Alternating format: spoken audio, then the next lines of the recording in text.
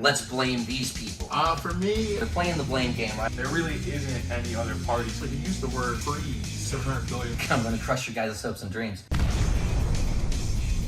3, 2, 1.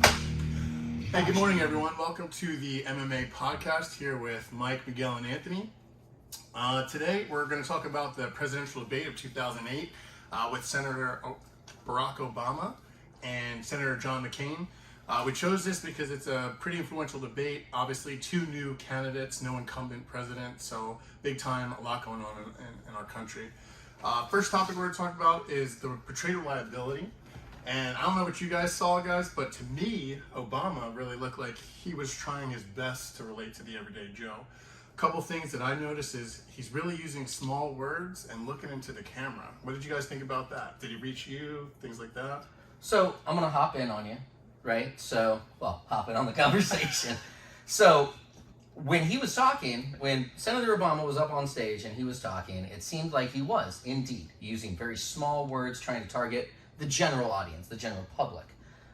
But it seemed more scripted. Like there were very key words, Main Street, things like that, where he was targeting a specific audience that he was told to target. Like he doesn't know exactly how to speak to people, and he needs someone else to tell him, like, hey, this is what you need to say. Because if you watch later on in the debate, he gets lost a couple times, and he struggles with the words, and he goes back to those same key phrases. Yeah, the buzzwords. Yeah, the buzzwords that he knows are going to be big deals. So he just keeps hitting those. What do you think, Joe? I think it's very interesting that we focus on the smaller words aspect of the debate. I do think Obama did his best to relate to the general audience, to the everyday person, which, if you look into studies, it's like most people in the United States, their level of comprehension is at a 7th grade level. That's the best level that you can get your audience to fully understand with you. So, when we talk in a future tense with, the former president, Donald Trump, it seemed like he was talking at a 3rd grade level the entire time. But his audience could understand where he was coming from. They could lead the charge in their beliefs and everything like that and feel like, okay, this man really understands me. And, I agree that the smaller words or maybe the buzzwords popped out a lot and he seemed like it was scripted. I guess my counter thought would be, isn't every senator or politician's debate, we'd say like 60% scripted? Oh, for sure. Yeah. Would you say, for this topic, who came across more relatable, Miguel? I would say, I think Obama comes off as more relatable only because he is younger, so it's easier for him to appeal to younger people.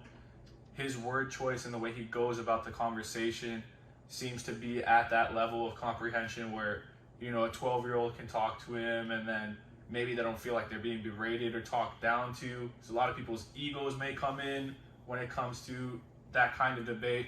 But I do like that John McCain had a professional manner about him and he did feel like a politician, but that can also be a negative in terms of trying to reach an audience. So tying into that, right? Like I'm gonna bounce off you. I agree. McCain definitely he's a well-educated politician, and not to say that Senator Obama isn't, right? They're both very well-educated. They're both very good at public speaking. I thought it was funny that McCain just stayed himself. He's like, I'm not gonna try and change anything about how I talk, right? He goes into it, and it's noticeable also in the technology aspect. If you guys saw that, right? So McCain's in a room with audience. He looks at the audience. He speaks to the audience. Obama's a little bit more technically savvy. He's more used to the flow of, hey, there's millions of people watching at home, not just the 400 people that are in this crowd. So he speaks directly to the camera. Yeah, which I think is powerful for Obama. It comes across as more relatable to me. When he's looking at the camera, his impact is greater. Like you said, there's 300-400 people in the audience, maybe at most, compared to 200-300 million of Americans out there. Another thing I noticed is McCain, to me, seemed a little bit rigid, a little robotic, just his physiology, his body language. Overall, Obama just seemed more full of life. You guys want to shed any light on that? I mean, McCain's been a POW, right? Like we know this. Like Exactly. McCain's been through some rough shenanigans in life, so his body's naturally gonna look a little bit more beat up. You know? Yeah, I agree. especially when you are a person of the service, you're a veteran. A lot of people who are career veterans and then transition to government, there's that black and white, there's that yes sir, no sir mentality, and it kind of personifies itself. And it shows in the person when you can tell how somebody's in the military within the first sentence of meeting them. So I feel like that also ties into that robotic feel, is him being more rigid, more black and white, I guess, like, right there with his movements and with his answers, versus Obama's more, I would say, like smooth with it, if that makes sense, or a little more casual. I should say would be a better word. Yeah. And I think that's also an interesting point to bring up in terms of the contrast between the two, because one is essentially a politician and the other one is a veteran who became one. And they both try to appeal to the American people. They're both fighting for two sides of the same coin, whereas McCain is a veteran, and this is where the bracelets come up, and they're speaking of McCain has a bracelet of a veteran who died, and their mother asked them to wear this bracelet to make sure that they don't forget their son that died at war and that their death isn't in vain. And that makes McCain's mission to make sure that we win the war. At 2008, we're in the Iraq War. We'll transition to more things. And Obama is also wearing a bracelet of a mother whose son died at war, and she asked him, can we make this war stop? I don't want other mothers to go through what I went through. And I think it's interesting that we have two people going into a presidential debate, the first presidential debate of 2008, and they're on the same sides, they're on the opposite sides of the same coin, and we're at a time of war where some people, half the nation wants us to win this war and half the nation wants us to be done with it. Pulled out. I actually thought that was a little scripted. When talking about that point with bracelets, I felt like it seemed disingenuous that these candidates really don't care about the nitty gritty, and it was more of like a dog and pony show. Like, look, I have this bracelet, Absolutely. and I'm here down in the trenches with the people, but realistically they're not, As far as the war on terror, I also noticed that McCain really tried to distance himself. One of the main things that he wanted to get across to the American public was to distance himself from the Bush regime. I mean, he says a bunch of times, like, hey, I voted against this policy, I voted against this, my track record speaks for itself. I don't know if you guys picked up on that. Yeah. So I thought it was really interesting, actually, because you talk about that and how McCain's feels the need to distance himself from Bush because Bush's decisions and calls were kind of controversial, right? Yeah. People now are still questioning, why did he do this? But I thought it was funny because if you think about it, we're looking back. Do you think that in the same environment, if they were running again, the same conversation came up, this war on terror, with what happened in 2011 with Hillary Clinton? Do you think that Senator Obama would have needed to distance himself from the Clintons? Oh, 100%. During the 100%. debate. 100%. I think so. I think, not to jump over you, but I think realistically, any sort of negative light you have to distance yourself from. And it's difficult because in politics, you're expected to vote alongside of your aisle. If you're a Republican, you're expected to vote Republican. If you're a Democrat, you're expected to vote Democrat. Even if you don't necessarily agree with what your party is pushing. So it really puts these politicians in a really tough spot. In fact, Obama, he slams the whole Republican Party for the whole operation of the war, of how it was handled. And what he claims is that, when president, in fact, he speaks definitively, when I'm president, I'm going to redirect money from Iraq to Afghanistan, where the real war needs to be happening. So even in that sense, Obama also is slamming Republicans as well. There's no other way to sugarcoat it. That's what he's saying. What do you guys think? I think I agree. I also want to step back to the John McCain aspect. I think it's interesting that he says we need to hold people accountable. Sometimes there's a difference between strategy and tactics, but he takes a step back when he's a part of the plan.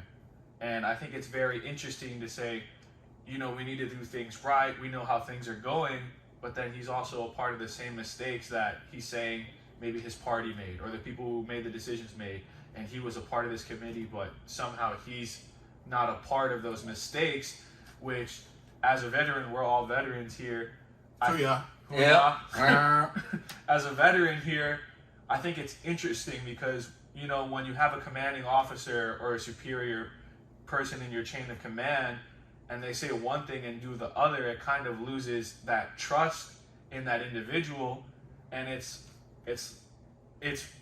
contradictory to me that he can say we have to be accountable, we know what the right moves are to us and that, but whenever a mistake was made, he can't hold himself accountable as much and try to, I guess, play the game into winning the presidency while still playing that honorable military angle.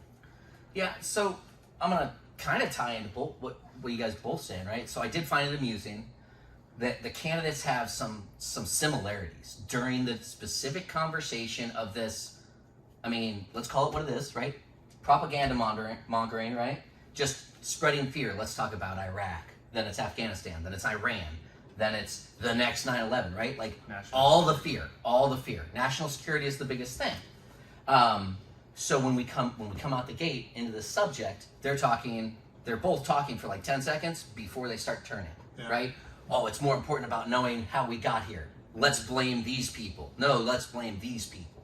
So they're playing the blame game right out the gate, right? Then they talk about what they can do going forward. So one of the things I thought was funny was that the moderator at the very beginning, right, references Teddy Roosevelt. And they talk about the tie between national security and the economy. But, I mean, if we're shifting gears here into this concept of the economy, they talk about a $700 billion plan to get our economy back on track, right? How did you guys take that conversation? For me, I really thought that, honestly, Obama was a little more prepared when it comes to specifics of his budget, right? It felt to me like one of the things he said about that $700 billion, spending, his proposed budget was to redirect a lot of educational programs for children in the country. And then when McCain spoke about this, he essentially used the word freeze. He wanted to freeze all government spending. And he also used a term called pork barrel spending. Did you guys catch that? Yeah, Which, when you look up, basically is just a gross spending by government, by the income of government. And again, I feel in this topic, both senators don't take any accountability. Oh, no. Similar to the war, right? Yeah. So these are two active United States senators who are in charge and elected to run our economy, right? And for neither of them to take any personal accountability really, I think, makes both candidates look disingenuous again. I think that's the word I'm looking for. They look like they're not in touch with the people. When you can't take accountability for things, it makes me feel like the blame game, like you said earlier. We're just playing the politics game. Yeah. At the end of the day, they're trying to get a 2-point lead in the polls, maybe a 1% lead in the votes, depending which side it is. And I think it's interesting that, we're supposed to trust them with all this money, but there's evidence from both sides of misuse of American money to maybe help themselves and not as much the American people, or help their party and not as much as the American people. They're kind of missing the forest for the trees. Like they're really focused on got to get into office, and they're not focused on doing their job as it is and taking that leadership responsibility role, because we all know leadership requires you to be responsible, whether it is or isn't your fault, right? Responsibility needs to be taken by somebody. Exactly. But I mean, as we go down this, and you're talking about pork barrel spending there.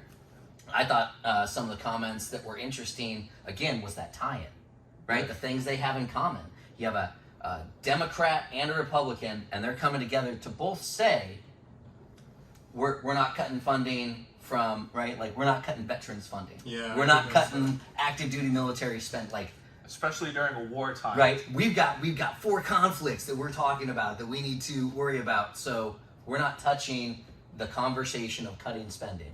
So why do you think that would happen, right? Because McCain being a veteran himself, right? We know that in his stance. And then just a couple sentences before, they said, well, we need to fix the state of our economy, but yet they both, like you said, Mike, they both stress the fact that we need to take care of active duty, national defense, and veterans. So wouldn't that come across, at least to me, like, okay, well, maybe we should at least examine those things? Or is it just because we're in a time of war? Is that how you guys receive that? I think it's a mixture of multiple factors, and I think regardless at the end of the day, if you're a Democrat or a Republican, if you don't have a solid support for military and the military families, or even, police, but more specifically in a time of war, the military, that's a major chunk of the population. Even if it's only 1% of us that are active duty, and then however much, at that time were reserves, and then spouses. I think that's a major factor because a lot of people place their beliefs set around the military and protecting our home, especially with the instance of 9/11 and the war on terror. I think just turning your back or even saying something slightly negative, you're shooting yourself in the foot for that. And that's a major pitfall that you wouldn't be able to climb out of. And there's a lot of people who come back from war. They lose their legs. Their friends die. Maybe they've been in combat. They have PTSD. There's an unlimited amount of factors that can send somebody back home and they're not the same person. And what happens? A lot of these people end up homeless. They lose their house. Maybe their spouse isn't the same, so then they go through a divorce and then they lose whatever because they're not getting the right attention. And I think that's why they don't want to cut funding for military support. And that's why I think the conversation of building back up the economy is so important as well, because you'll have these people, they're not going to be at war for 5, 6, 10 years at a time. They're not going to be at their post for a decade or for however long it is. There are some individuals who are, but the average person is going to come back home. And what's going to happen when they come back home or when their contract's up? Then the factor of the economy comes in and the support to help those people that came back. Mike? As commander-in-chief, you can't, right? They're both going for it. Once you're in that role, you have to have the faith and the following of your troops, right? Troops are not going to follow someone that they don't believe in to almost certain death. That's what you need the capability to do, not necessarily that you want to, but you have to be able to say, hey, I need you to go, and people will go. And so I think they both know, hey, if I'm going to be president, I gotta have the backing of my military. I agree. So with that said, one of these guys are going to be the president, like the moderator said, right? Oh, which hurt me. It hurt my soul. It hurt my soul. It went over my head. It went over my head at Yeah. first, and then when you guys brought that up on the conversation we had off camera, it was actually mind-boggling, because I think if you look back at this debate, there really isn't any other party's consideration. No. It's just a blue versus red, 1 versus 2, like what side is going to get what. They cut out the Libertarian and Greenpeace parties early on. They're already following us to our decision. So, who won the debate and why? Who won the debate and why for you, Miguel? I'll say, in a general aspect, I feel like Obama appealed more to a general audience, and I feel like there was a surge of younger voters for this presidential debate. And I feel like in terms of being able to win the people over, I would say Obama won that. By a wide margin, I won't say so. I think it's a very, very close race, and I'd say maybe Obama by 1%. But honestly, I would kind of look at it as a tie. There was things personally for me that I think would lean me more towards the Democratic side than the Republican side, but I think Obama by a small margin. So for me, I'm going to crush your guys' hopes and dreams.